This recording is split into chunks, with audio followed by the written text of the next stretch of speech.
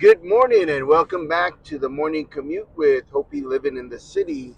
It is a beautiful Thursday morning and a cool 83 degrees outside. I hope everyone's doing well. My schedule's a little different this morning. I was up around like 3 or something like that, and then I went back to bed for a little bit around like 4 or 3:40 or something like that. And then got up, got ready, and instead of sitting around and enjoying the first cup of coffee, I just got my to go cup and I hit the road. So I have a few minutes to spare, and so I think what I'm going to try and do here is see what Randy's is like in the morning. It is my first time stopping here on my way into Central Phoenix, and I'm just curious about how the service is this time of morning. We already looked and saw that their donuts are a little bit more than both sets dozens, and we saw one dozen of the specialties even like 40 something dollars. So I'm I know that their coffee is really good. So let's stop and get a cup of coffee and a donut. I thought about a sandwich too from there, but I don't know. We'll see. I don't want to take the money away from the local vendors there on Burrito Lane. Looks like there was a lot of people here. So one of the drivers had to park on the side.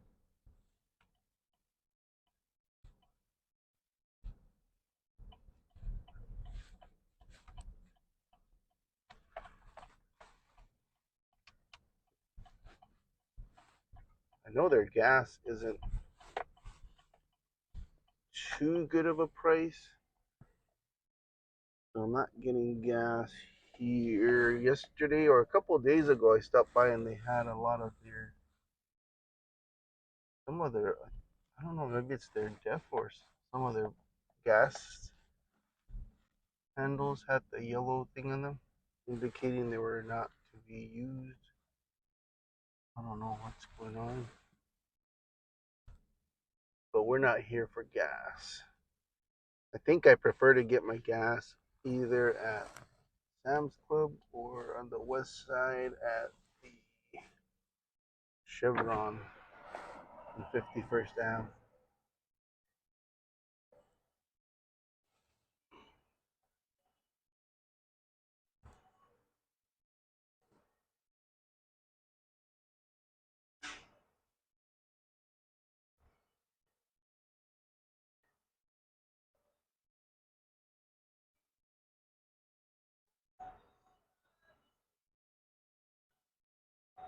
Good morning.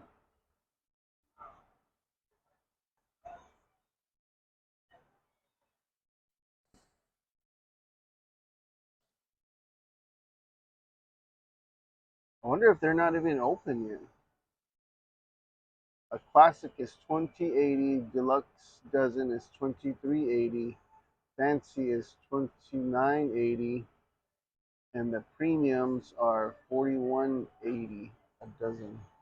Premiums has stuff like maple raised with churros, s'mores raised, M&Ms raised. Fancy has like the filled long john, cinnamon rolls. Deluxe has oh no, that's yeah. Deluxe has like your regular glazed. So maybe they're not open yet. I don't know what their hours are, but yeah, they're probably. Let's see if anybody. Yeah, there's people in here. They're probably. Oh, I hit the curb, man.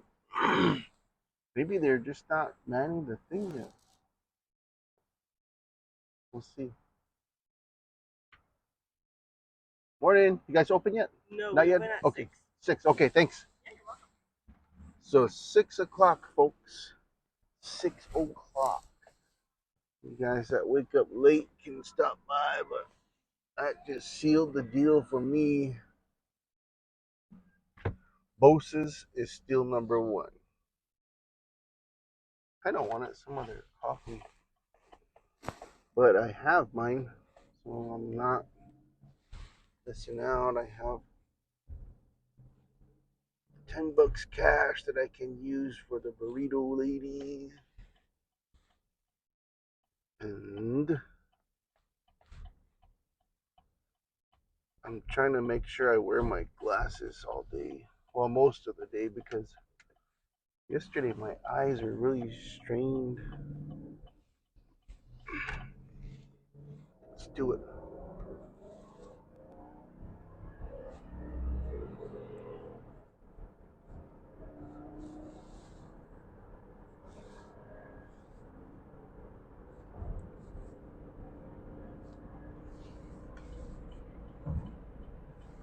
Okay.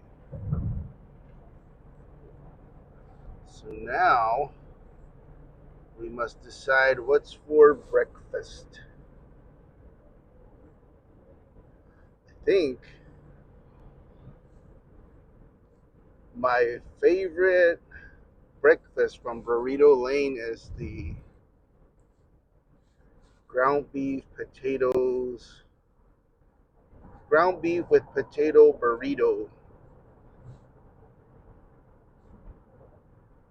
from the lady in a excuse me, a dark Tahoe.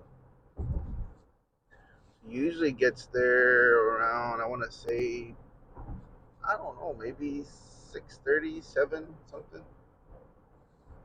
But the one lady, her filling is good too, but the tortillas are a little bit on the thick side.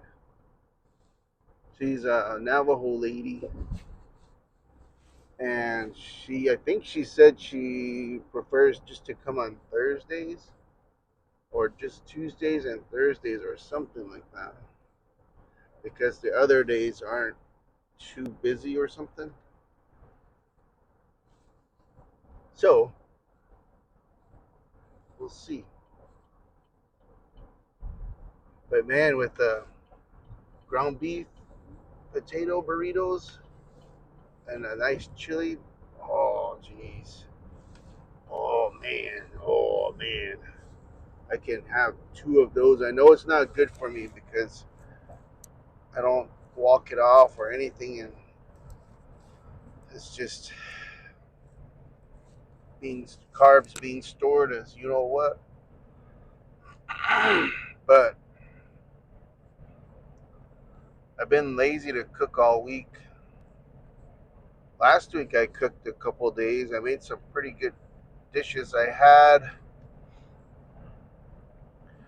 started the dishes with a couple potatoes, skin on, soaked them for a little while, and then the first day I had the potatoes cooking, and then I added the pork belly pieces in there from the night before. Got that all warmed up, and then I added the eggs, and then a little bit of salt.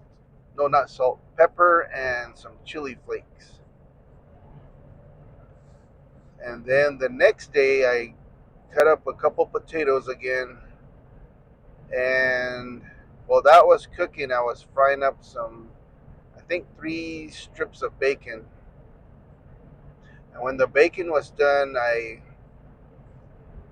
let it cool, dabbed off the grease, and then I chopped it up. Then I added that to the potatoes that were just finishing up.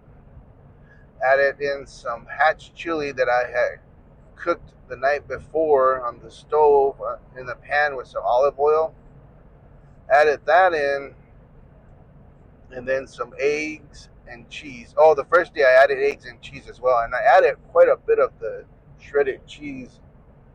And then both days I had for the first day I had some leftover tortillas from Food City Then the second day, I was hoping to have the same thing, but there was no more tortillas, so I just had regular white bread, enriched flour bread, and it was so good. I tore it up. And then over the weekend, the missus made some fresh tortillas, and while she was letting her dough sit for a while, she made some. In one pan, she made some hash browns. The other pan, she made some sausage with eggs, and we had those with her tortillas. We made some. We couldn't really make a burrito because of the filling, so we basically have breakfast tacos, Hopi breakfast tacos, and I think on one of the other days I also had some leftovers from my breakfast. I didn't really want to warm it up, but I was lazy to get anything, and so I had the leftovers, and they were good. I think the key was having the small, not too small, but chopped up bacon mixed in with the potatoes, eggs, and a lot of cheese. A lot of cheese really helped. And then some chili.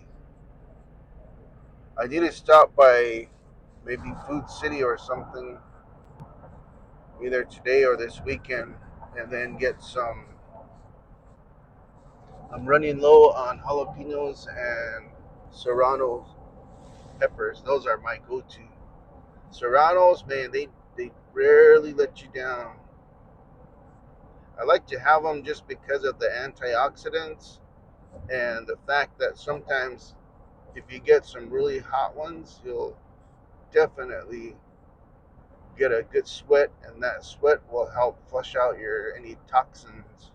That's my theory anyway. So, and then tonight I didn't see anything on the menu. I think we only wrote it out a few days. We didn't go the whole week. So, I think I'm hoping the boys will cook something. Looks like someone's car either broke down or already got repoed. I know it takes a couple weeks or maybe a month or so to get your permanent tags, but that one is that a Kia?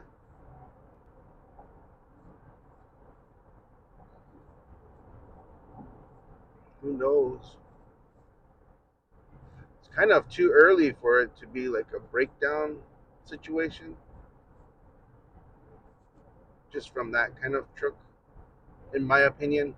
So I'm thinking they probably snuck in early this morning and repoed that car. Let's see who's towing. This is Quick Tow. Well, it could be a breakdown. I thought it was going to be one of those recovery service trucks, the repo trucks, but no. This weekend is Shiprock Fair. Anybody going? Navajo Urban, are you headed that way?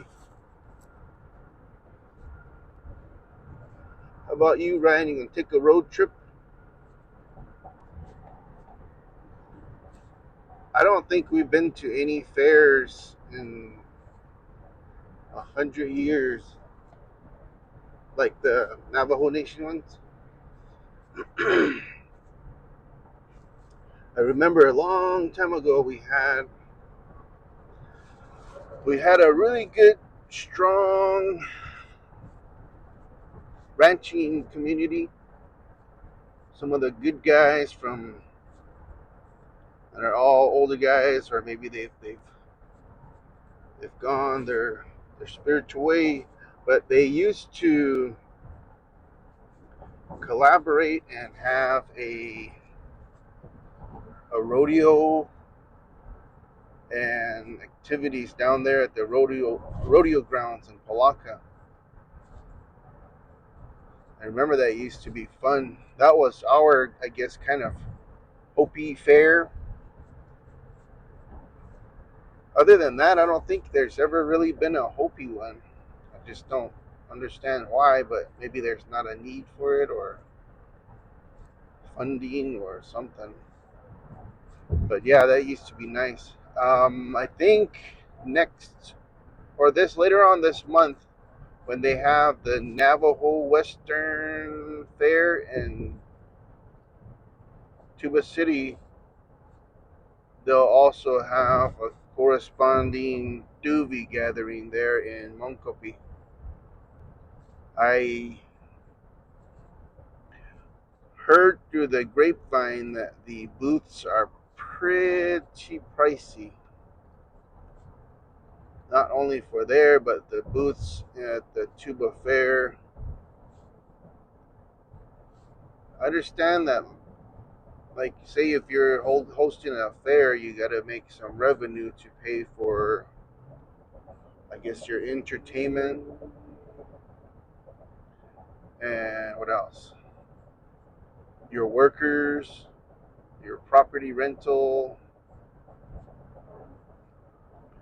But I'm wondering who pockets the fees for booth rentals from the Doobie gathering. And do they pay the performers to perform there? They usually have dance groups, they have food.